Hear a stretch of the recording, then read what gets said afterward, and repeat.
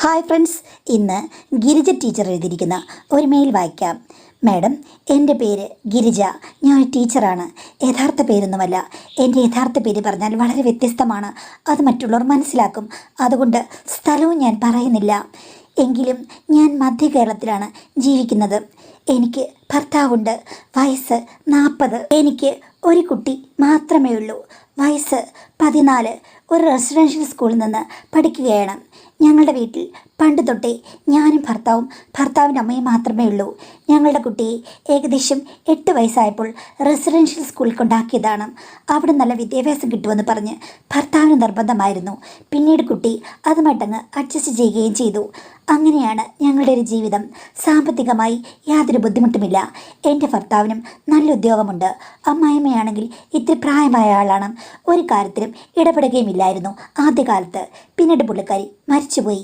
ഏകദേശം ഒരു 5 വർഷത്തിന് മുമ്പ്. അമ്മായിമ്മ മരിച്ചതിന് ശേഷമാണ് എൻ്റെ ഭർത്താവ് എന്നോട് സത്യം പറഞ്ഞാൽ കുറച്ച് റൊമാൻറ്റിക്കായിട്ട് ഇടപെടാൻ തുടങ്ങിയത്. അതിനു മുമ്പ് വരെ ബെഡ്റൂമിൽ എന്തെങ്കിലും ഒന്ന് കാട്ടിക്കൂട്ടും മാത്രമേ ഉള്ളൂ. ആഹ്ലാദകരമായ ഒരു ശബ്ദം പോലും ഉണ്ടാക്കാൻ പുള്ളി സമ്മതിക്കില്ല. പുള്ളിക്കും അത്ര ശബ്ദങ്ങളൊന്നുമില്ല. പുള്ളി പറയും അമ്മ കേൾക്കുമെന്ന്. അമ്മ തൊട്ടപ്പുറത്തെ മുറിയിലാണ്. ഞാൻ എപ്പോഴും പറയും, നിങ്ങൾ എന്താ ഇങ്ങനെ, നമ്മൾക്ക് റൊമാൻസായിട്ടിരിക്കാൻ നിങ്ങൾക്ക് ആഗ്രഹമില്ലേന്ന്. അപ്പോൾ പുള്ളി പറയും അതൊക്കെയുണ്ട്, എന്നാലും അമ്മയുടെ മുന്നിൽ വെച്ച് പുറത്തു ഒന്നും വയ്യ, അകത്തു ഒന്നും വയ്യ. എന്നെ എങ്ങും അധികം കൊണ്ടുപോയിട്ടുമില്ല. നീ വീട്ടിൽ വേണം ജോലി കഴിഞ്ഞ് വന്നിട്ട് എന്ന് പറഞ്ഞ് പുള്ളിയും ബിസിയായിരുന്നു. എൻ്റെ വിദ്യാഭ്യാസം മൂലം ഞാനൊരു ടീച്ചറായി. അത് വലിയ ലാഭത്തായെന്ന് എനിക്ക് പലപ്പോഴും തോന്നിയിട്ടുണ്ട്. ഒരു അധ്യാപികയാകുമ്പോൾ എപ്പോഴും അച്ചടക്കം പാലിക്കണം, സദാചാരം കൊണ്ടു നടക്കണം. അതൊക്കെ വലിയ തലവേദനകൾ തന്നെയായിരുന്നു. പാറിപ്പറന്ന് നടക്കാൻ ആഗ്രഹിച്ച ഒരു പെൺകുട്ടിയായിരുന്നു ഞാൻ. പക്ഷേ ഈ ഒരു പ്രൊഫഷനിൽ വന്നതുകൊണ്ട് ഒത്തിരി അടക്കവും ഒതുക്കവും എനിക്ക് വന്നു. അല്ലെങ്കിൽ അങ്ങനെ ആകേണ്ടി വന്നു. പിന്നെ ദാമ്പത്യ ജീവിതം, അതും തട്ടുപൊളിപ്പനല്ല, വെറും എന്താ പറയുക, തറയെന്നൊന്ന് പറഞ്ഞാൽ ശരിയാകില്ല. തറയ്ക്കും താഴെ എന്തെങ്കിലും ഉണ്ടെങ്കിൽ അതിന് പേരിടാം എന്നേ പറയാൻ പറ്റൂ മാഡം. അത്രയ്ക്കും എൻ്റെ ജീവിതം വിരസമായിരുന്നു. എല്ലാമുണ്ട്, എന്നാൽ ഒന്നുമില്ല. അടക്കി പിടിക്കുന്ന ഭർത്താവ്. സാധാരണ പുരുഷന്മാർ അങ്ങനെയല്ല, ആക്റ്റീവായിരിക്കുമല്ലോ. ഇതങ്ങനെയല്ല. അമ്മയുള്ളിടത്തോളം കാലം അങ്ങേർ പൊത്തിപ്പിടിച്ച് ജീവിച്ചു. എനിക്കാണെങ്കിൽ നന്നായി ഒന്ന് കരയാനോ ചിരിക്കാനോ പോലുമുള്ള സ്വാതന്ത്ര്യം ഉണ്ടായിരുന്നില്ല.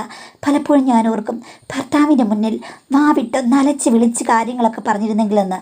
പക്ഷേ അതൊന്നും എൻ്റെ വീട്ടിൽ നടക്കില്ല. പിന്നെ അമ്മ മരിച്ചു കഴിഞ്ഞ ശേഷമാണ് പുള്ളി ആക്റ്റീവാകാൻ തുടങ്ങിയത്. അടുക്കളയിൽ വന്ന് എന്നെയൊന്ന് കിള്ളും, ഇടയ്ക്കൊന്ന് കെട്ടിപ്പിടിക്കും, ഒന്നുമ്മ വെക്കും. പിന്നെ കുട്ടിയും വീട്ടിലല്ലോ, അതുകൊണ്ട് നല്ല സ്വാതന്ത്ര്യമുണ്ടായിരുന്നു. ശരിക്കും ഞങ്ങളുടെ മധുവിതെന്ന് പറഞ്ഞു കഴിഞ്ഞാൽ അങ്ങനെ ആ സമയത്താണ് തുടങ്ങിയത്. ഞങ്ങൾ തമ്മിൽ നല്ല കോർഡിനേഷനാണ്. പുള്ളിക്കാണെങ്കിൽ മറ്റു പെണ്ണുങ്ങളെയൊന്നും ഇഷ്ടമല്ല, പേടിയുമാണ്. പിന്നെ ടി വിയിലൊക്കെ ചില പെണ്ണുങ്ങളെ കാണുമ്പോൾ പറയും ഈ പെൺകുട്ടി നല്ലതാണെന്ന്. ഞാൻ ചോദിക്കും നിങ്ങൾക്ക് ആഗ്രഹമുണ്ടോയെന്ന്. പണ്ടാണെങ്കിൽ അങ്ങനെ ചോദിക്കാൻ പോലും പറ്റില്ല. അമ്മ മരിച്ചു കഴിഞ്ഞാൽ പിന്നെ എല്ലാം ചോദിക്കാം. പുള്ളി പറയും അത്രയും സുന്ദരിമാരെ എനിക്ക് കിട്ടില്ലല്ലോ, ഈ സുന്ദരിയെ കൊണ്ട് ഞാൻ അഡ്ജസ്റ്റ് ചെയ്യാമെന്നും. ഞാൻ പറയും ഞാൻ പ്രായമായില്ലേന്ന്. അപ്പോൾ പുള്ളി പറയും പ്രായമായാലും നിനക്ക് ഇപ്പോഴും നിധി കുഴിച്ചെടുക്കാൻ മാത്രമുള്ള ഒരു മനോഹാരിതയുണ്ട് മോളെ എന്നൊക്കെ പറഞ്ഞ് എന്നെ നന്നായിട്ട് ഇപ്പോൾ വാക്കുകൾ കൊണ്ട് രസിപ്പിക്കും. അത് എനിക്കൊരു പുത്തൻ അനുഭവമായിരുന്നു. ഞങ്ങളുടെ ജീവിതം പച്ച പിടിച്ച് വന്നതുകൊണ്ട് ഞങ്ങൾ രണ്ടുപേരും കൂടി പൂത്തങ്ങുലഞ്ഞു. കാര്യം പണ്ട് ശുഷ്കമായിരുന്നിടത്ത് ഇപ്പോൾ ദിവസവും 3-4 കാവടിയാട്ടങ്ങളാണ് നടക്കുന്നത്. അപ്പോൾ ഞങ്ങളുടെ ജീവിതം എത്രയ്ക്കും പച്ച പിടിച്ചെന്ന് മാഡത്തിന് മനസ്സിലായല്ലോ. ടീച്ചറാണെന്നുള്ള ആ കാര്യമൊക്കെ വീട്ടിൽ വന്ന് കഴിയുമ്പോൾ ഞാനങ്ങ് മറക്കും. നല്ല പാട്ടൊക്കെ പാടി മച്ചാനെ വാ എന്നുള്ള മൂഡിലായിരിക്കും ഞാൻ. പുള്ളിയും ബിസിയാണ്, എന്നാലും വരുന്നത് ഞാൻ നോക്കിയിരിക്കും. വന്നു കഴിഞ്ഞാൽ പിന്നെ 2 പേരും കൂടി പകർന്നാട്ടം തന്നെ. അതല്ലേ ജീവിതത്തിൻ്റെ ഒരു ട്വിസ്റ്റ്. തള്ള മരിച്ചു പോയത് എന്തുകൊണ്ടും നന്നായെന്ന് എനിക്ക് തോന്നിയ നിമിഷങ്ങളായിരുന്നു അത്. നേരത്തെ കുട്ടികളൊക്കെ എൻ്റെ സൗന്ദര്യത്തെപ്പറ്റി കമൻറ്റ് പറയുന്നുണ്ടെന്ന് മറ്റ് ടീച്ചർമാർ പറഞ്ഞിട്ടുണ്ട്. ടീച്ചറെ സാരിയൊക്കെ നന്നായിട്ട് ശ്രദ്ധിക്കണേ, ചെക്കന്മാരങ്ങ് ചൂഴ്ന്നു നോക്കും. ടീച്ചർക്ക് ചിലപ്പോൾ ഇനിയൊരു കുട്ടി ഉണ്ടാവില്ലായിരിക്കാം, പക്ഷെ നോട്ടം കൊണ്ട് കുട്ടി ഉണ്ടായിപ്പോയാലോ എന്നൊക്കെ പറഞ്ഞ് മറ്റ് ടീച്ചർമാർ കളിയാക്കും. ഞാൻ ആദ്യകാലത്തൊന്നും ഇതൊന്നും ശ്രദ്ധിച്ചിട്ടേ ഇല്ല. എൻ്റെ ജീവിതം വിരസമാണ്. ഈ പിള്ളേരുടെ കൂടെ എനിക്ക് എന്തെങ്കിലും പോകാൻ പറ്റുമോ? ഒരിക്കലുമില്ല. അങ്ങനൊരു ബന്ധമില്ലല്ലോ. ഭർത്താവും ശരിയല്ല. അപ്പോൾ പിന്നെ ഈ കാര്യങ്ങളിൽ നിന്നും എനിക്കൊന്നുമില്ലായിരുന്നു. പക്ഷേ ഭർത്താവ് ആക്റ്റീവായി, ഞാനും ആക്റ്റീവായി കഴിഞ്ഞപ്പോഴേക്കും അത്തരം കമൻറ്റുകളും കുട്ടികളുടെ നോട്ടങ്ങളും ഒക്കെ ഞാൻ ഒന്ന് ശ്രദ്ധിക്കാൻ തുടങ്ങി. ഇടയ്ക്കൊക്കെ ഞാൻ സാരിയുടെ പാളികൾ അലസമായിരുന്നാലും പ്രശ്നമില്ല എന്ന് വിചാരിച്ചു. എൻ്റെ സൗന്ദര്യം 40കളിലും ആഗ്രഹിക്കാൻ ആരെങ്കിലും കാണുമല്ലോ എന്നൊക്കെ എൻ്റെ മനസ്സങ്ങ് പറഞ്ഞു. അങ്ങനെ എൻ്റെ ജീവിതത്തിൽ പൂക്കാലം വന്നത് ഇപ്പോഴാണ്. വർഷങ്ങൾ ഇങ്ങനെ കഴിഞ്ഞു പോയല്ലോ സന്തോഷകരമായിട്ട്. അപ്പോൾ ഈ പ്രശ്നങ്ങളുടെയൊക്കെ തുടക്കം എവിടെയാണെന്ന് ചോദിച്ചു കഴിഞ്ഞാൽ അത് കഴിഞ്ഞ ഒരു 7-8 മാസത്തിന് മുമ്പാണ്. അന്ന് കുട്ടികൾക്ക് ഒരു സ്പെഷ്യൽ ക്ലാസ് ഉണ്ടായിരുന്നു. ഒരു ക്ലാസ്സിന് മാത്രമാണ് അറ്റകുറ്റപ്പണികൾ നടത്തിയിരുന്നതുകൊണ്ട് ആ ക്ലാസ്സുകാർക്ക് കുറേ പാഠങ്ങൾ എടുക്കാൻ വൈകി. അതാണ് അവർക്ക് വേണ്ടിയുള്ള സ്പെഷ്യൽ ക്ലാസ്സാണ്. ആ ക്ലാസ്സിൽ പെൺകുട്ടികൾ കുറവാണ്, ആൺകുട്ടികളാണ് കൂടുതൽ. നല്ല തടിമാടൻ പിള്ളേർ +2 പഠിക്കുന്നത്. എന്തായാലും അവർ എനിക്ക് വലിയ ഇഷ്ടമുള്ള പിള്ളേരാണ്. അവർക്ക് എന്നോടും നല്ല കാര്യമൊക്കെ തന്നെയാണ്. അന്ന് ഉച്ച കഴിഞ്ഞിട്ട് അവർക്കൊരു ക്ലാസ് കൂടി ഉണ്ട്. ഞാനിപ്പോൾ സ്റ്റാഫ് റൂമിൽ പോയി. രാവിലെ വന്നിട്ട് ഇതുവരെ ബാത്റൂമിലൊന്നും പോയില്ല. ഞാൻ സ്റ്റാഫ് റൂമിനപ്പുറത്തെ ബാത്റൂം നോക്കിയപ്പോഴില്ലേ മാഡം, അതിന് താക്കോലും കാണാനില്ല, അത് പൂട്ടിയിട്ടിരിക്കുകയാണ്. എന്ത് ചെയ്യും? കുഴപ്പമില്ല, പെൺകുട്ടികളുടെ ബാത്റൂം ഉണ്ടല്ലോ, അവിടേക്കൊന്ന് പോകാം എന്ന് വിചാരിച്ച് ഞാൻ അങ്ങോട്ട് പോയി. ആ സൈഡിലും സ്റ്റാഫൊക്കെ ഉപയോഗിക്കുന്നൊരു ബാത്റൂമുണ്ട്. അത് കുറച്ചൊക്കെ നല്ല രീതിയിൽ ഇട്ടിരിക്കുകയാണ്. അതിൻ്റെ താക്കോൽ നോക്കിയപ്പോൾ കിട്ടിയത് കൊണ്ടാണ് ഞാൻ അതുകൊണ്ട് അങ്ങോട്ട് പോയത്. അതിൻ്റെ തൊട്ടപ്പുറത്തുള്ള ബാത്റൂമുകളിൽ പെൺകുട്ടികളൊന്നുമില്ല. കാര്യം അവരെല്ലാം പോയി കഴിക്കാനൊക്കെ ഇരിക്കുന്ന സമയമായിരിക്കും എന്ന് എനിക്ക് തോന്നി. അതിന് തൊട്ടപ്പുറത്ത് നല്ലൊരു പൊക്കത്തിൽ ഒരു മതിലുമുണ്ട്. അപ്പുറത്തെ കാഴ്ചകളൊന്നും വലുതായിട്ട് കാണില്ല, എത്തിക്കുത്തേ കാണാം, അത്രേ ഉള്ളൂ. അവിടെ ഇത്തിരി മാറിയാണ് ആൺകുട്ടികളുടെ ബാത്റൂം. അവിടെ പക്ഷേ ആൺകുട്ടികളൊക്കെ നിൽക്കുന്നതായിട്ട് എനിക്ക് തോന്നി. ഞാൻ ബാത്റൂമിൽ പോയി ഇറങ്ങി കഴിഞ്ഞപ്പോൾ അവിടെ നിന്ന് നോക്കി. പിള്ളേരെന്തെങ്കിലും കുരുത്തക്കേട് കാണിക്കുന്നുണ്ടെന്ന് അറിയണമല്ലോ, ഞാനങ്ങനെ നോക്കാറുണ്ട് കേട്ടോ അവിടെ പോവുകയാണെങ്കിൽ. ആ സമയത്ത് പുറകുവശത്ത് മാത്രം എന്തോ ഒരു ശബ്ദം, എന്നൊക്കെ. എന്താണെന്ന് അറിയില്ല കേട്ടോ. ഞാൻ എത്തി വലിഞ്ഞ് നോക്കിയിട്ട് പുറകുവശം കാണുന്നില്ല. ഈ ബാത്റൂമിൻ്റെ പുറകിൽ കൂടി പോയി നോക്കിയെങ്കിൽ മാത്രമേ അവിടെ എന്തെങ്കിലും നടക്കുന്നത് കാണാൻ പറ്റുകയുള്ളൂ. ഞാൻ ആകാംക്ഷ മൂത്ത് അവിടെ പോയി ഒന്ന് എത്തി നോക്കിയപ്പോഴില്ലേ, ഞങ്ങളുടെ ക്ലാസ്സിലെ 2 ചെക്കന്മാർ, അതും 2 നല്ല സുന്ദര കുട്ടിപ്പന്മാരാണ്, നന്നായി പഠിക്കുന്ന പിള്ളേരാണ്. 2 പേരും അങ്ങോട്ടും ഇങ്ങോട്ടും ഓരോന്ന് പറഞ്ഞുകൊണ്ട് മത്സരിച്ചുകൊണ്ട് റോക്കറ്റ് ഗവേഷണം നടത്തുകയാണെന്ന് എനിക്ക് തോന്നിപ്പോയി മാഡം. ആ കാഴ്ച കണ്ട് ഞാൻ അമ്പരന്നു. എനിക്ക് പിന്തിരിഞ്ഞാണ് നിൽക്കുന്നത്, അതുകൊണ്ട് സംഭാഷണങ്ങൾ കേൾക്കാം, എന്നെ കാണില്ല. ഞാൻ എത്തി വലിഞ്ഞ് പിന്നെ നോക്കി. ചെക്കന്മാരില്ലയോ, കൊതിച്ച് പായുകയാണ്. അതിനിടയ്ക്ക് ഇവിടെ ടീച്ചറുണ്ട്, ഷീല ടീച്ചർ. ഇത്തിരി തടിച്ച ശരീരമാണ്. പുള്ളിക്കാരെ പറ്റി ഒരുത്തൻ മുട്ടൻ കാര്യങ്ങളാണ് പറഞ്ഞത്. ഷീല ടീച്ചറിൻ്റെ എന്നൊക്കെ പറഞ്ഞിട്ട് ഓരോന്ന് പറയുകയാണ്.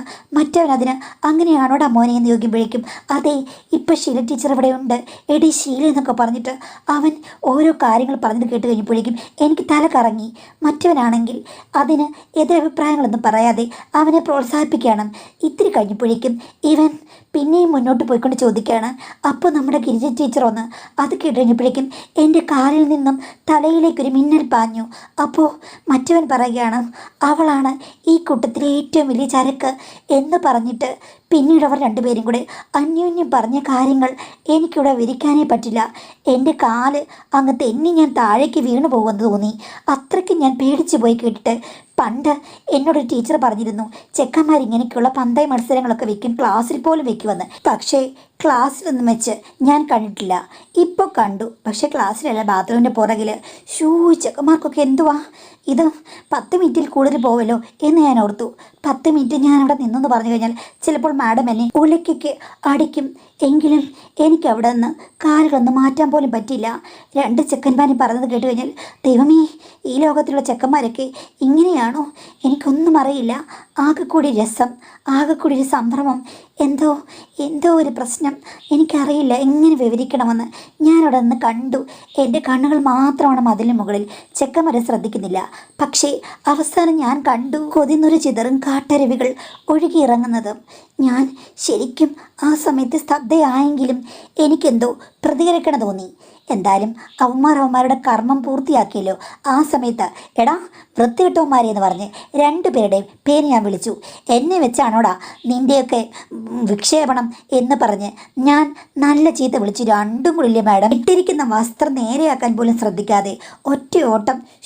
ഇപ്പോഴത്തെ പിള്ളേരെ പറഞ്ഞിട്ട് കാര്യമില്ല, പണ്ടത്തെ പിള്ളേരെ ഇങ്ങനെയൊക്കെ തന്നെ ആയിരിക്കും എന്ന് വിചാരിച്ച് ഞാൻ അവിടെ നീങ്ങി പോന്നു. എന്നാലും ഷീല ടീച്ചറും ഞാനുമാണോ ഇവിടുത്തെ താരങ്ങൾ?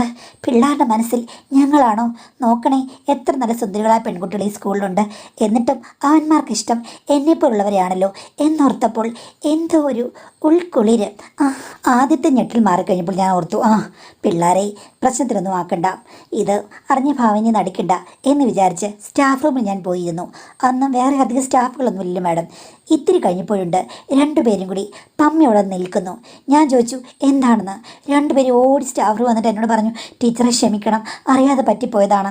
ഇത് അറിഞ്ഞുകൊണ്ടാണല്ലോ നിങ്ങൾ സ്വയം പ്രവൃത്തിയിൽ ഏർപ്പെട്ടപ്പോൾ അതറിയാതെയാണോ? നിങ്ങൾക്ക് എന്താ വല്ല വട്ടും വല്ലതും ഉണ്ടോ? സ്വയം അറിയാതെ ഉറക്കത്തിൽ നിന്ന് എഴുന്നേറ്റ് പോയതാണോ? സോംനാംബുലിസമാണോ എന്നൊക്കെ ഞാൻ ചോദിച്ചു. അല്ല ടീച്ചറെ, അങ്ങനെയല്ല. എത്ര നാളായി ഈ പരിപാടി തുടങ്ങിയിട്ട് എന്ന് ചോദിച്ചു കഴിഞ്ഞപ്പോഴേക്കും ഇതിപ്പോൾ കുറേ നാളൊന്നും ആയില്ല. അപ്പോൾ കുറച്ച് നാളായി. രണ്ടുപേരും കൂടെ ഇതെന്താ കൂട്ടിച്ചേർന്ന് രണ്ടുപേർക്കും ഒറ്റയ്ക്കൊറ്റയ്ക്ക് പറ്റില്ല, ഇതൊക്കെ സ്വകാര്യതയിലുള്ള കാര്യമല്ലേ എന്ന് ചോദിച്ചു കഴിഞ്ഞപ്പോഴേക്കും അവർ രണ്ടുപേരും കൂടെ പറഞ്ഞു, അത് പിന്നെ ഞങ്ങൾ തമ്മിൽ തിക്ക് ഫ്രണ്ട്സാണ്. ഫോണിലൊക്കെ വിളിക്കുമ്പോഴും ഈ കാര്യങ്ങൾ പറയാറുണ്ട്, വാട്സാപ്പിൽ ചാറ്റ് ചെയ്യുമ്പോഴും ഈ ഒരു കാര്യം പറയാറുണ്ട് എന്ന് പറഞ്ഞു. ആഹാ, അപ്പോൾ ഷീലയും ഞാനുമാണോ നിങ്ങളുടെ ഇര എന്ന് ചോദിച്ചു. ഇരകളല്ല ടീച്ചർ, അങ്ങനെ പറയരുത് പ്ലീസ്, ഇതാരോടും പറയരുത്, ഞങ്ങളുടെ പേരൻസിനോട് പറയരുത്, പ്രശ്നം ഉണ്ടാക്കരുത് എന്നൊക്കെ പറഞ്ഞു. ഞാൻ പറഞ്ഞ് പ്രശ്നമൊന്നും ഉണ്ടാക്കില്ല, നിങ്ങൾ രണ്ടുപേരും കൂടി ഇങ്ങനെ പോയി കഴിഞ്ഞാൽ വലിയ പ്രശ്നം നിങ്ങൾക്കാകും. കാര്യം വഴി കൂടെ പോകുന്ന ഏതെങ്കിലും പെണ്ണുങ്ങളെ കയറി ഉപദ്രവിച്ച് അവസാനം നിങ്ങളുടെ ഭാവി പോകും, അത്രേ ഉള്ളൂ. ഇത്രയ്ക്കും ആക്റ്റീവ്നെസ് പുരുഷന്മാർക്കാകരുത്, അത് ശരിയല്ല, കാര്യം നല്ല രീതിയല്ല എന്നൊക്കെ പറഞ്ഞ് ഞാൻ കുറേ ഉപദേശിച്ചു. അവർ രണ്ടുപേരും ഇല്ല ടീച്ചറെ, ഇനി അങ്ങനെ ഉണ്ടാകില്ല, ഞങ്ങൾ ബാത്റൂമിന് പുറകുവശത്തേ പോകില്ല, ബാത്റൂമിൽ പോലും പോകില്ലെന്ന് പറഞ്ഞു. ഞാൻ പറഞ്ഞു ബാത്റൂമിൽ പോകാതെ അങ്ങനെ ഇവിടെ പിടിച്ചിരിക്കുമോ എന്ന് ചോദിച്ചപ്പോൾ ടീച്ചറെ പ്ലീസ് എന്നൊക്കെ പറഞ്ഞു കഴിഞ്ഞപ്പോൾ ഞാൻ പറഞ്ഞു ഞാൻ അത് വലിയ കാര്യമായിട്ട് എടുത്തിട്ടില്ല, ഒരു കുസൃതി എന്നുള്ള രീതിയിലേ ഉള്ളൂ. പക്ഷേ ഇങ്ങനെയൊക്കെ പറഞ്ഞിട്ട് പുറത്തപ്പുറത്ത് മതിലും വഴിയൊക്കെ ഉണ്ട്. നിങ്ങൾ ഇത്രയും ഒച്ചത്തിൽ പറയുന്നു, വേറെ ആരെങ്കിലും കേട്ട് കഴിഞ്ഞാൽ എന്താ വിചാരിക്കുക? ചിലപ്പോൾ എൻ്റെ പേരും ചീത്തയാകില്ലേ? ഇനി അതല്ല, ഐഫോണൊക്കെ ഉള്ള കാലമാണ്. വല്ല തെങ്ങിനും കയറി ആരെങ്കിലും നിങ്ങളെ വീഡിയോ എടുത്ത് മൊത്തം നടിച്ച് എന്ത് ചെയ്യും? ബസ് സ്റ്റോപ്പിലെ കാര്യങ്ങൾ, സ്കൂളിന് പുറവശത്തെ കാര്യങ്ങളൊക്കെ ഇപ്പം നല്ല വീഡിയോ ക്ലിപ്പായിട്ട് വന്നുകൊണ്ടിരിക്കുന്ന കാലമാണ്. രണ്ടുപേരും നാണം കെട്ട് പോമേ എന്നൊക്കെ ഞാൻ പറഞ്ഞു. അതൊക്കെ കിട്ടുകഴിഞ്ഞപ്പോഴേക്കും രണ്ടുപേരും വീണ്ടും സോറി പറഞ്ഞു. നിങ്ങൾ രണ്ടുപേരുമാണ്, ഷീല ടീച്ചറും രണ്ടുപേരും സുന്ദരികളാണ്, അതിൽ സൗന്ദര്യം കൂടുതൽ ടീച്ചറിനാണ് എന്ന് കുറിച്ചൊക്കെ പറഞ്ഞു. ഞാൻ പറഞ്ഞു വെറുതെ വായിട്ട് അലക്കേണ്ട കാര്യമില്ല കേട്ടോ, എന്നെ പുകഴ്ത്തണ്ട, എന്താ അവിടെ നടന്നത് എനിക്ക് വ്യക്തമായിട്ട് അറിയാം എന്ന് പറഞ്ഞിട്ട് പോയിക്കോളാൻ പറഞ്ഞു. രണ്ടുപേരും രക്ഷപ്പെട്ടങ്ങ് പോയി. പിന്നീട് ഞാൻ ചെല്ലുമ്പോൾ നല്ല അച്ചടക്കമുള്ള കുട്ടികളായിട്ട് ഭാവിച്ചു. എന്തായാലും അവന്മാർ രണ്ടുപേരും നല്ല സുന്ദര കുട്ടന്മാരായതുകൊണ്ട് എൻ്റെ മനസ്സിൽ ഒരു ഉൾക്കൊള്ളിൽ ഉണ്ടായി. ഈ പ്രായത്തിലുള്ള ചെക്കന്മാർക്കൊക്കെ എന്നെ ഇഷ്ടമാകുമെന്നും അവരെന്നെ സ്വപ്നം കാണുമെന്നും അപ്പോഴാണ് എനിക്ക് ശരിക്കും മനസ്സിലായത്. മറ്റുള്ളവർ പറയാറുണ്ടെങ്കിലും ഞാൻ അത് വിശ്വസിച്ചിരുന്നില്ല.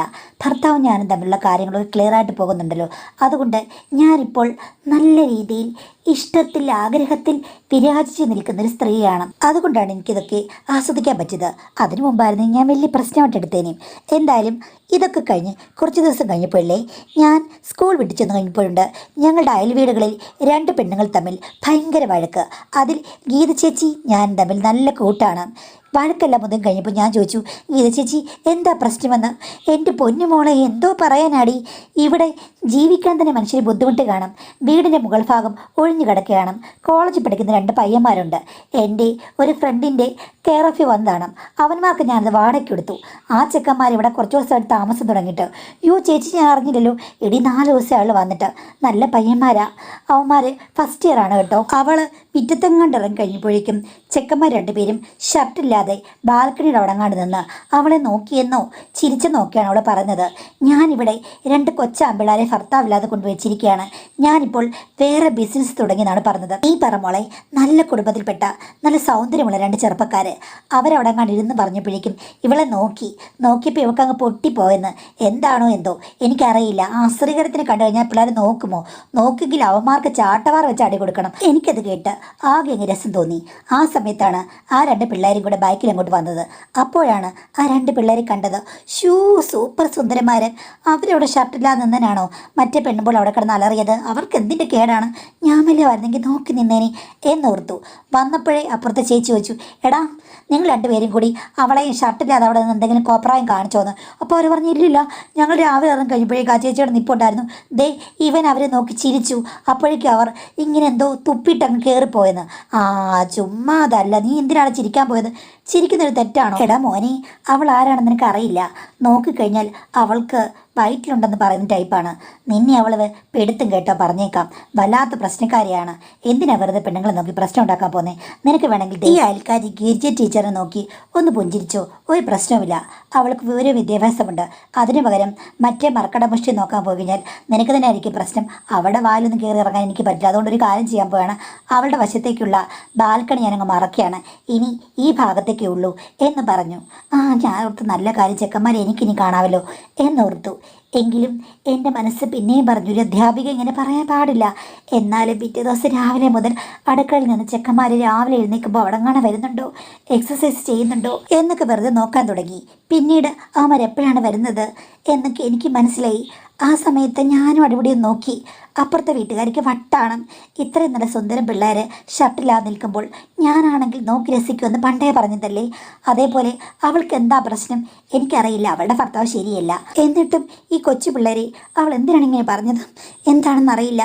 പിന്നീട് പിള്ളേരുമായിട്ട് ഞാൻ നോക്കാനും ചിരിക്കാനൊക്കെ തുടങ്ങി. ചുരുക്കം പറഞ്ഞാൽ നല്ല കൂട്ടായി. എനിക്ക് നന്നായി പാചകം ചെയ്യാൻ അറിയാമല്ലോ. പിള്ളേർക്ക് ഞാൻ സ്പെഷ്യലായിട്ട് ഓരോന്ന് ഗീത ചേച്ചിയിൽ കൊടുക്കും, ചേച്ചി അവർക്കും കൊടുക്കും. ചുരുക്കം പറഞ്ഞാൽ പിള്ളേരെനിക്ക് ചെറിയ ചെറിയ സഹായങ്ങൾ ചെയ്യും. എന്തെങ്കിലും അത്യാവശ്യമൊക്കെ വന്നു കഴിഞ്ഞാൽ വിളിച്ചാൽ മതി. അവന്മാർ ഭർത്താവ് വരുന്നതിന് മുമ്പ് എല്ലാം ശരിയാക്കി തരും. അല്ലെങ്കിൽ മിക്സി നന്നാക്കാനാണെങ്കിലും കൊണ്ടുപോയി കൊടുക്കുകയൊക്കെ ചെയ്യും. എനിക്ക് വല്ലാത്തൊരു ഉപകാരമായിരുന്നു. ഒരു ദിവസം ഒരുത്തൻ മാത്രമായിട്ട് വന്നു. അന്നാണെങ്കിൽ മോട്ടറിനൊരു കംപ്ലൈൻ്റ് ആയിരുന്നു. അവൻ നോക്കാമെന്ന് പറഞ്ഞു. വന്ന് നോക്കി അവൻ ശരിയാക്കി. ആ സമയത്ത് പോകാൻ നേരത്ത് അവനെ അടിപൊളി നോക്കി പറഞ്ഞു, ടീച്ചർക്ക് ഇത്രയും പ്രായമുണ്ടെന്ന് പറയില്ലെന്ന്. ഞാൻ ചോദിച്ചു, അത്ര വലിയ പ്രായമാണോ എൻ്റെ പ്രായമെന്ന്. അതല്ല, എന്നാൽ ടീച്ചർ നാളെ വയസ്സ് പറഞ്ഞില്ലേ, ആ വയസ്സിന് തക്ക രൂപമല്ല ടീച്ചർക്കുള്ളത്. പിന്നെ എത്ര വയസ്സുണ്ട്? അപ്പോൾ അവൻ പറയുകയാണ്, അതിലും ഒരു 10 വയസ്സിന് താഴെ എന്ന് പറഞ്ഞപ്പോൾ ഞാനൊന്ന് കുണുങ്ങി ചിരിച്ചു. അവൻ എന്നെ ഒരു നോട്ടം നോക്കിയിട്ട് പോയി. വല എറിഞ്ഞിട്ട് പോയതാണെന്ന് എനിക്ക് മനസ്സിലായി.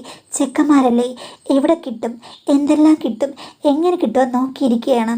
അതിനിടയ്ക്ക് ഗ്രീൻ സിഗ്നൽ കൊടുത്തു കഴിഞ്ഞാൽ കുട്ടികൾ രണ്ടുപേരും എൻ്റെ കസ്റ്റഡിയിലാകുമെന്ന് എനിക്ക് തോന്നിപ്പോയി. സ്കൂളിലുള്ള പിള്ളേരോടോ എനിക്ക് അടുത്തിടപഴകാൻ പറ്റില്ല. കാര്യം പ്രായപൂർത്തിയായവരല്ല, ഇവരങ്ങനെയല്ല, കുഴപ്പമില്ലാത്ത കുട്ടികളാണ്. എങ്കിൽ പിന്നെ കുറച്ചുകൂടെയൊക്കെ സരസമായി സംസാരിക്കുമെന്ന് വിചാരിച്ച് ഓരോരോ കാര്യങ്ങൾ കുത്തി കുത്തി ഞാൻ ചോദിച്ചു. പിള്ളേരും ഇങ്ങോട്ട് പറഞ്ഞു. അങ്ങനെ പറയുന്നതൊക്കെ മറ്റു രീതികളിലായി. അവസാനം ഒരു ചെക്കൻ എന്നോട് ചോദിച്ചു, ടീച്ചറെ ഞങ്ങൾക്ക് ഒത്തിരി ഇഷ്ടമാണ്, ഒരു ദിവസം വന്നാൽ ടീച്ചർ ഞങ്ങൾക്ക് വെച്ച് വിളമ്പി തരുമോ എന്ന് ചോദിച്ചു. ഞാൻ പറഞ്ഞു, ഭർത്താവില്ലാത്ത ദിവസം വരികയാണെങ്കിൽ ഒരു സദ്യ തന്നെ നിങ്ങൾക്ക് തൊടുകറി ഒപ്പം ചേർത്ത് ഒരുക്കി വെക്കാമെന്ന്. അങ്ങനെ ഒരു അവസരം വന്നു കഴിഞ്ഞപ്പോഴേക്കും ഗീത ചേച്ചി അവിടെ ഇല്ലാത്ത അവസരത്തിലാണ് അവന്മാരിങ്ങോട്ട് വരുവാന്ന് പറഞ്ഞത്. ഞാൻ ചോദിച്ച ആദ്യം ആരാ വരുന്നതെന്നും. ഞാനപ്പോഴേക്കും മിടുക്കിയായിരുന്നു. അവന്മാർ പറഞ്ഞു 2 പേരും കൂടാണെന്ന്. ഞാൻ പറഞ്ഞു, പോ പിള്ളേരെ, ആവശ്യമില്ലാത്ത ഓരോ കാര്യങ്ങൾ പറയാമെന്ന്. അല്ല ടീച്ചറെ, ഞങ്ങൾ 2 പേരും കൂടെ വരിക, നമുക്ക് സംസാരിക്കാമെന്ന് പറഞ്ഞു. അങ്ങനെ അവർ നിർബന്ധിച്ച് 2 പേരും വന്നു. ഞാൻ അവരെ സൽക്കരിച്ചു. സെറ്റിൽ എൻ്റെ ഇടം വലവിരുന്ന് അവർ കുസൃതികൾ പറഞ്ഞു. അപ്പോൾ ഒരുത്തൻ പറഞ്ഞു, ടീച്ചർ പാൽക്കുടം ഏന്തുന്ന ഒരു ഗോപികയാണെന്ന്. ഞാൻ ചോദിച്ചു, 2 പേരും എന്തിനാ എൻ്റെ ഇടവും വലവും ഇരിക്കുന്നത്, പാൽക്കുടം ഉടയ്ക്കാനാണോന്ന്. അത് കേട്ട് അവർ 2 പേരും കൂടി പൊട്ടിച്ചിരിച്ചു. ഞാൻ അവർക്ക് കൊടുത്തൊരു സിഗ്നലായിരുന്നു അത്, തമാശയായിരുന്നില്ല. ഉടയ്ക്കാൻ മാത്രം കുടങ്ങൾ കിടക്കുന്നിടത്ത് കുടമുടയ്ക്കാതെ പോകുന്നത് ശരിയാണോ മാഡം? അതുകൊണ്ട് ചെക്കന്മാർക്ക് നേരത്തെ എക്സ്പീരിയൻസ് കാണുമായിരിക്കും. എക്സ്പീരിയൻസിൻ്റെ കാര്യമൊക്കെ ഓർത്ത് ഞാൻ എന്തിനാ വെറുതെ പ്രശ്നം ഉണ്ടാക്കുന്നത്? എല്ലാം എനിക്ക് കൈവശം വരുമ്പോൾ ഞാൻ എന്താ ചെയ്യേണ്ടത്? അന്തഃപുരത്തിലെ അണിവിളക്കണക്കുകയല്ലേ ചെയ്യേണ്ടത്? അതുകൊണ്ട് തിരിദീപം ഞാനങ്ങ് താഴ്ത്തി. കുട്ടികൾക്ക് ആറാടാനുള്ള സമയമായി, അവർ നീരാടട്ടെ എന്ന് വിചാരിച്ച് ഞാൻ അവരെ 2 പേരെയും സ്വന്തമാക്കി. എൻ്റെ ജീവിതത്തിൽ എനിക്കിങ്ങനൊരു സന്ദർഭം ഉണ്ടാകുമെന്ന് ഞാൻ വിചാരിച്ചല്ല. മാറി മാറിയുള്ള പുരുഷ പ്രകൃതിയുടെ താണ്ഡവത്തിൽ ഞാൻ അലിഞ്ഞ് ഇല്ലാതായി. എനിക്ക് തൂവൽ പക്ഷിയെപ്പോലെ പറക്കാൻ മോഹമായിരുന്നു. ഇപ്പോൾ സ്വർഗീയ മോഹത്തിലേക്ക് ഞാൻ പറന്നു പോലെ തോന്നി. കുറേ നേരം ഹസ്ബൻഡ് വരുമെന്നുള്ള ഒരു ചിന്ത എന്നിൽ വരുന്നത് വരെ ഞങ്ങൾ എല്ലാവരും കൂടി ഒന്നിച്ചായിരുന്നു മാഡം. അത് കഴിഞ്ഞ് നന്ദി ചൊല്ലി ഞങ്ങൾ പിരിഞ്ഞു. അത് പിന്നീടൊരു തുടർക്കഥയായിരുന്നു. പിന്നീട് നേരം കാലമൊന്നും നോക്കിയില്ല. ഭർത്താവ് ഉറങ്ങിക്കിടക്കുമ്പോൾ പോലും അവർക്ക് വേണ്ടി ഞാൻ റിസ്ക് എടുക്കുന്നുണ്ട്, അവരും എടുക്കുന്നുണ്ട് റിസ്ക്. എന്തായാലും മാഡം, റിസ്ക് എടുത്തെടുത്ത് അവസാനം എനിക്ക് പറ്റി അങ്ങനെ സംഭവിച്ചു. ഒരിക്കൽ പോലും എനിക്ക് കുട്ടികളുണ്ടാവില്ലെന്നാണ് ഞാൻ വിചാരിച്ചത്. പക്ഷേ സംഭവിച്ചു കഴിഞ്ഞപ്പോൾ ഭർത്താവിനോട് പറയാൻ എനിക്ക് പേടിയായിരുന്നു. പറയണ്ട തീരുമാനിച്ചു. എൻ്റെ ഒരു കൂട്ടുകാരിയുണ്ട്, നേഴ്സാണ്. അവർ വഴി ഡോക്ടറെ കണ്ടിട്ട് അത് ഞാൻ പെട്ടെന്ന് ഒഴിവാക്കി. പക്ഷേ ഒഴിവാക്കി കഴിഞ്ഞപ്പോൾ മുതൽ എനിക്ക് മാനസികമായി ഇത്തിരി ബുദ്ധിമുട്ടുകളുണ്ട്. ഞാൻ ചെയ്ത തെറ്റാണ്, കുറ്റബോധമാണ് എന്നൊക്കെ തോന്നുകയാണ്. ഇടയ്ക്കിടയ്ക്ക് എനിക്കൊരു സംഭ്രമം ഉണ്ടാകുന്നു. പിന്നീട് അവന്മാരുമായിട്ട് എനിക്ക് ശരിക്കും ഒരു രസമുണ്ടാക്കിയെടുക്കാൻ പറ്റിയിട്ടില്ല. അവർ എന്നെ അവോയ്ഡ് ചെയ്യുകയാണെന്ന് ചോദിക്കാറുണ്ട്. എനിക്ക് സംഭവിച്ച അബദ്ധം ഞാൻ അവരോട് പറഞ്ഞിട്ടില്ല. ഭർത്താവിനോട് പറയാൻ പറ്റില്ല. മാഡം, ഈ അവസ്ഥ എങ്ങനെ തരണം ചെയ്യാം? എന്തുകൊണ്ടാണ് ഇങ്ങനെ വന്നത്? ഞാൻ ചെയ്തത് ശരിയാണോ തെറ്റാണെന്ന് പോലും എനിക്ക് അറിയാൻ പറ്റുന്നില്ല. ഇതൊന്ന് കടന്നു പോകാൻ മാഡത്തിൻ്റെ ഉപദേശം എന്താണെന്നാണ് ചോദിച്ചിരിക്കുന്നത്. ഏറ്റവും രസകരമായിട്ടുള്ള കാര്യം, നല്ല വിദ്യാഭ്യാസമുള്ളവരാണ് ഏറ്റവും വലിയ തെറ്റുകൾ കാണിക്കുന്നതെന്നാണ്. ഇതൊക്കെ റിസ്ക് ആണ്, നിങ്ങൾക്കറിയാം. അത് മാത്രമല്ല, നിങ്ങളും ഭർത്താവും തമ്മിലുള്ള ബന്ധത്തിൽ പിന്നീട് കുട്ടികളുണ്ടായില്ല. എന്താണെന്ന് നിങ്ങൾ അറിയാനും ശ്രമിച്ചിട്ട് നിങ്ങൾക്ക് വേണ്ടായിരുന്നു താനും. പക്ഷേ അപ്പോഴും നിങ്ങൾക്കിങ്ങനെ ഒരു കാര്യം ഉണ്ടാകാൻ പറ്റുന്ന പ്രായത്തിലുള്ളൊരു സ്ത്രീയാണെന്നുള്ളത് നിങ്ങൾ മറക്കരുതായിരുന്നു. സുരക്ഷ എന്ന് പറയുന്ന കാര്യം എപ്പോഴും നമ്മൾ ശ്രദ്ധയിൽ വേണം. ഡേറ്റുകളാണെങ്കിലും അതല്ല, അന്യരായിട്ടുള്ള രണ്ട് ചെക്കന്മാരാണ്. അതുകൊണ്ട് എന്തെല്ലാം കാര്യങ്ങൾ സുരക്ഷയ്ക്കുണ്ട് അതൊക്കെ എല്ലാവർക്കും അറിയാം. അതൊന്നും കൂടുതൽ അങ്ങോട്ട് സ്പൂൺ ഫീഡ് ചെയ്യേണ്ട കാര്യമില്ല. അതൊക്കെ ഉപയോഗിക്കണമായിരുന്നു. അങ്ങനെയായിരുന്നെങ്കിൽ ഈ റിസ്ക് ഒന്നും വരികയില്ല. പെട്ടെന്ന് ഇതേപോലെ സംഭവിച്ചു, അത് ഒഴിവാക്കേണ്ടി വന്നു. അതിൻ്റെ ഒരു വെപ്രാളം, പരവേശം, കുറ്റബോധം, പിന്നെ അതുണ്ടാക്കിയ കുറച്ച് ഹോർമോണൽ മാറ്റങ്ങളൊക്കെ കൊണ്ട് മാനസിക നില ഒന്ന് മാറി. അങ്ങനെയുള്ളപ്പോഴാണ് ഇങ്ങനൊരു കൺഫ്യൂഷൻ. എന്തായാലും ആ പ്രശ്നത്തിൽ നിന്ന് വെളിയിൽ വന്നു, അത് ശരിയായി. അപ്പോൾ ദേഹത്തിനും മനസ്സിലൊക്കെ ഉണ്ടായ ആ ഉലച്ചിൽ കൊണ്ടാണ് ഇങ്ങനെ തോന്നുന്നത്. എന്തായാലും പഴയ രീതിയിലുള്ള മനസ്സ് കൈവരിക്കണമെങ്കിൽ തീർച്ചയായിട്ടും നിങ്ങൾ സ്വയം ശ്രമിക്കണം, സമാധാനിക്കാൻ ശ്രമിക്കണം. നിങ്ങൾക്ക് ഇഷ്ടമുള്ള കാര്യങ്ങൾ നിങ്ങൾ തേടിപ്പോകുമ്പോൾ കുറേ കാര്യങ്ങളും കുറച്ച് സുരക്ഷാ കാര്യങ്ങളും ആരോഗ്യ പ്രശ്നങ്ങളും ഒക്കെ നിങ്ങൾ ശ്രദ്ധിക്കേണ്ടതാണ്. നമ്മൾ റിസ്ക് എന്ന് പറയുന്നത് റിസ്ക് ആയിട്ട് അങ്ങ് വിടരുത്. ആ റിസ്കിനെ തടയാനുള്ള കാര്യങ്ങളോട് നമ്മൾ ഓർക്കണം. അതേപോലെ മറ്റുള്ളവർ അറിയാതിരിക്കാൻ ശ്രദ്ധിക്കുക. ഭർത്താവിൻ്റെ കാര്യം, അപ്പത്തെ വീട്ടിൽ ചേച്ചിയുടെ കാര്യം, നാട്ടുകാർ, എന്തെല്ലാം കാര്യങ്ങൾക്ക് നടുവിലാണ് ഈ കാര്യങ്ങളൊക്കെ നടക്കുന്നത്. അപ്പോൾ നിങ്ങൾ ഒത്തിരി ശ്രദ്ധിച്ച് ചെയ്യേണ്ട ഒരു കാര്യമാണ്. സിമ്പിളായിട്ട് നമ്മുടെ വികാരങ്ങളോ വിചാരങ്ങളോ വെച്ച് മാത്രം പോകേണ്ട ഒരു കാര്യമല്ല ഇത്. ഇതിനൊത്തിരി ചിട്ടവട്ടങ്ങളുണ്ട്, ഒത്തിരി ബുദ്ധി വേണം, ഒത്തിരി കാര്യങ്ങൾ കോർഡിനേറ്റ് ചെയ്യണം എന്നുള്ള കാര്യം ടീച്ചർ മനസ്സിലാക്കുക. ഇനി മൈൻഡിന് റിലാക്സേഷൻ കിട്ടുന്നില്ലെങ്കിൽ നിങ്ങളൊരു കൗൺസിലറെ കാണുക. അപ്പോൾ നിങ്ങൾക്ക് ഭർത്താവുമായിട്ട് നന്നായിട്ട് പോയാൽ പോരെ, എന്തിനാണ് പുറത്തുള്ള ഇത്തരം ബന്ധങ്ങൾ? അങ്ങനെയുള്ള രീതിയിൽ നിങ്ങൾ നല്ലൊരു കുടുംബിനിയായിട്ട് മാറാനുള്ള ഒരു മനസ്സ് ഉണ്ടാക്കിയെടുക്കുക. അത് കൗൺസിലിംഗ് ഉപകരിക്കുക അതിന് വേണ്ടിയിട്ട്. പിന്നെ അല്ലെന്നുണ്ടെങ്കിൽ നല്ല വക്രബുദ്ധി വേണം. ഇത്തരം കാര്യങ്ങൾ മാനേജ് ചെയ്യാൻ അവിടെ കുറ്റബോധം പാടില്ല. ഓരോ പ്രശ്നങ്ങൾ വരുമ്പോൾ അതിനെ മാനേജ് ചെയ്യാനുള്ള മൈൻഡ് വേണം. അപ്പോൾ പെട്ടെന്ന് തന്നെ നിങ്ങൾ മാറാൻ പറ്റിയില്ലെങ്കിൽ യഥാർത്ഥങ്ങൾ മനസ്സിലാക്കി മുന്നോട്ട് പോയാൽ മാത്രമേ കാര്യങ്ങൾ നടക്കുകയുള്ളൂ. അത് മാത്രമല്ല, നമുക്ക് വക്രബുദ്ധി വേണ്ടെടുത്ത് ആ ബുദ്ധി വേണം, നല്ല ബുദ്ധി വേണ്ടെടുത്ത് ആ ബുദ്ധിയും വേണം. അങ്ങനെ സമ്മിശ്രമായ രീതിയിൽ മനുഷ്യന് ജീവിക്കാൻ പറ്റുള്ളൂ. അവനവൻ്റെ കാര്യങ്ങൾ നടക്കണമെങ്കിൽ പല രീതിയിലും പലയിടത്തും പല രീതിയിൽ പ്രവർത്തിക്കേണ്ടി വരും. അങ്ങനെ ഫ്ലെക്സിബിളായിട്ടുള്ള ആൾക്കാർക്ക് മാത്രമേ എല്ലാ കാര്യങ്ങളും മാനേജ് ചെയ്യാൻ പറ്റുകയുള്ളൂ. ഒന്നുകിൽ അത്തരം കരുത്ത് ആർജിക്കുക, അല്ലെങ്കിൽ നല്ല പാതയിലേക്ക് തിരിച്ചു വരിക. ഇതിനൊക്കെ സ്വയം നമുക്ക് മുൻകൈ എടുത്ത് നമ്മളെ സമാധാനിപ്പിച്ച് മുന്നോട്ട് പോകാം. വായനകളും അല്ലെങ്കിൽ മറ്റു കാര്യങ്ങളും കൂടുതൽ ചിന്തിച്ച് നമുക്ക് നല്ല രീതിയിൽ പോകാം. അല്ലെങ്കിൽ ചിന്തിച്ച് കുളമാക്കാതെ ഒരു കൗൺസിലിംഗ് തേടി നിങ്ങൾ ഈ ബന്ധത്തിന് ഒരു നല്ല ദിശയിലേക്ക് നിങ്ങൾ കൊണ്ടുപോകാം, റിസ്ക് ഇല്ലാത്ത ദിശയിലേക്ക്.